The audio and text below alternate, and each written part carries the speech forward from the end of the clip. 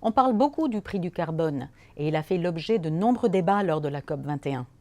L'Institut Veolia a choisi de se pencher, de son côté, sur la question des émissions de méthane. Il y a une raison à cela. Quand on pense aux gaz à effet de serre, on pense d'abord au dioxyde de carbone. C'est le sujet favori des médias, on en parle beaucoup de ce CO2.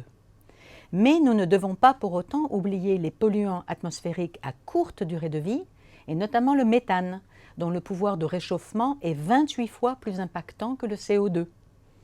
Cette équivalence est calculée sur 100 ans, mais ramenée sur 20 ans, le rapport est multiplié par 3. C'est là toute l'importance de l'échelle de temps que l'on étudie. Bien sûr, évaluée sur un siècle, la contribution du CO2 est largement supérieure, puisque le méthane ne pèse que pour 14% des émissions. En revanche, rapportée à 20 ans, elle atteint 40%. Autrement dit, si nous voulons obtenir des résultats rapides dans la réduction des rejets de gaz à effet de serre, et nous le voulons, et nous savons que le temps presse, nous devons également combattre le méthane dans ses 3 principales sources d'émissions. Le principe serait donc de capter les émissions de méthane et de les transformer pour les réutiliser.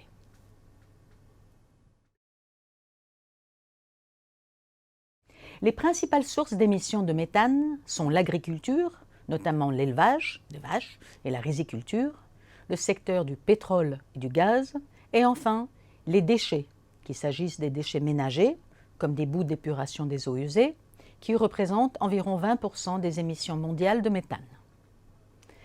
La moitié des émissions de méthane provient de l'agriculture au sens large.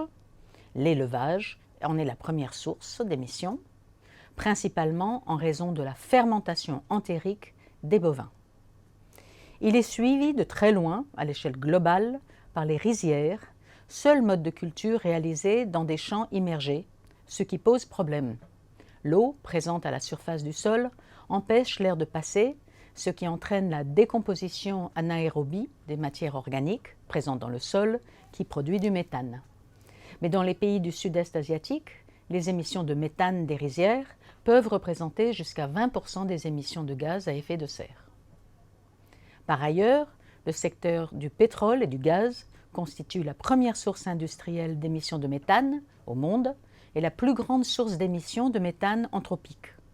Cela constitue donc à la fois une immense opportunité et une grande responsabilité.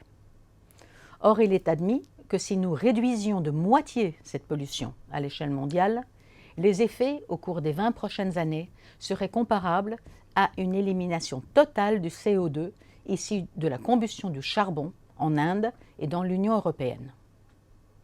Enfin, venons-en aux installations de stockage des déchets non dangereux.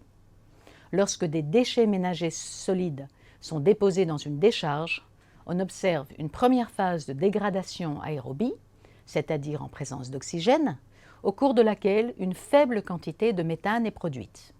Puis, généralement au cours de la même année, des conditions anaérobies se forment et des bactéries spécifiques, dont l'activité produit du méthane, commencent à décomposer les déchets.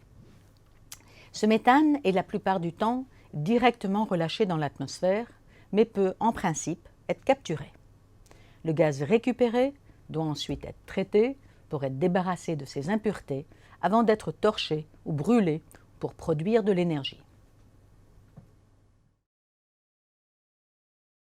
Dans ces 3 principales sources d'émissions de méthane, des solutions existent, on les connaît. Comme je le disais, la principale solution envisagée est la récupération du méthane issu des centres de stockage des déchets non dangereux et sa transformation en énergie réutilisable. Mais cela suppose la mise en place préalable, dans ces installations, d'une chaîne de collecte des déchets. Par ailleurs, il faut également que les conditions soient réunies pour monétiser le méthane récupéré en définissant clairement la propriété. Enfin, il faut aussi disposer d'un marché de l'électricité local satisfaisant. Pour que ce modèle économique fonctionne, des politiques de facilitation et des mécanismes de soutien, tels que les tarifs de rachat, doivent être mis en place. En ce qui concerne le secteur du pétrole et du gaz, l'utilisation de technologies existantes est suffisante pour colmater les fuites. Dans de nombreux cas, le gaz récupéré peut être réinjecté dans le volume commercialisé, permettant ainsi un retour sur investissement. Le CCAC, Climate and Clean Air Coalition, a identifié les 9 principales sources d'émissions du secteur, ainsi que des solutions d'atténuation rentables et ayant fait leurs preuves. Ceci aurait un effet positif immédiat sur le climat, mais exige que les entreprises et les gouvernements prennent des mesures adéquates, incluant des mécanismes d'incitation comme de sanctions. À cet égard, on ne peut que saluer le récent accord des États-Unis et du Canada qui ont décidé d'unir leurs forces et s'engagent à réduire de 40 à 45 % les émissions de méthane des secteurs du pétrole et du gaz d'ici 2025. Enfin, dans l'agriculture et la riziculture, le déploiement de solutions à grande échelle reste un défi. Les activités agricoles sont très dispersées sur les territoires et profondément ancrées dans les systèmes sociaux à travers le monde. Par exemple, 430 millions de personnes défavorisées à travers le monde sont des éleveurs. Des changements sont alors difficiles à mettre en œuvre. Néanmoins, des améliorations sont possibles. Une solution à portée de main serait de modifier la gestion et l'alimentation du bétail. L'Organisation des Nations Unies pour l'alimentation et l'agriculture, la FAO, estime que l'adoption de certaines pratiques, déjà répandues en Asie du Sud-Est, pourrait réduire les émissions de 25 à 33 %.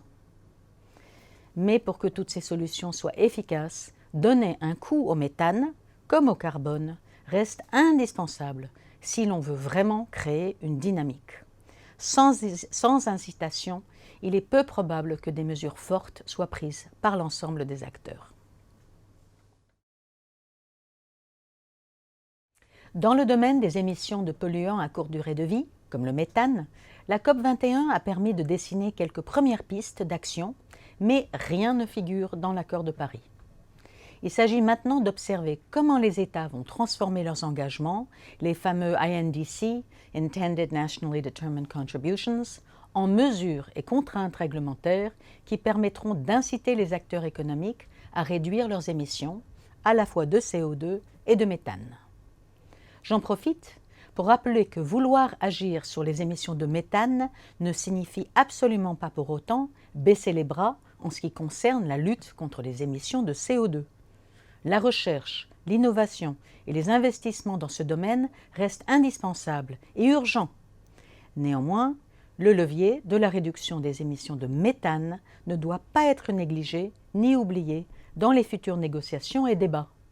Comme le dit si bien Dr Ramanathan, professeur de sciences atmosphériques et du climat à l'Université de Californie à San Diego, il s'agit d'un deuxième robinet que nous gagnerions tous à actionner. C'est pourquoi l'Institut Veolia va poursuivre ses réflexions et ses travaux dans ce domaine, notamment en mettant en place un groupe de travail sur cette thématique avec d'autres acteurs. L'objectif étant de continuer à alerter les pouvoirs publics sur l'opportunité de court et moyen terme que présente ce levier, tout en se positionnant sur la recherche de nouvelles clés et le développement de solutions concrètes.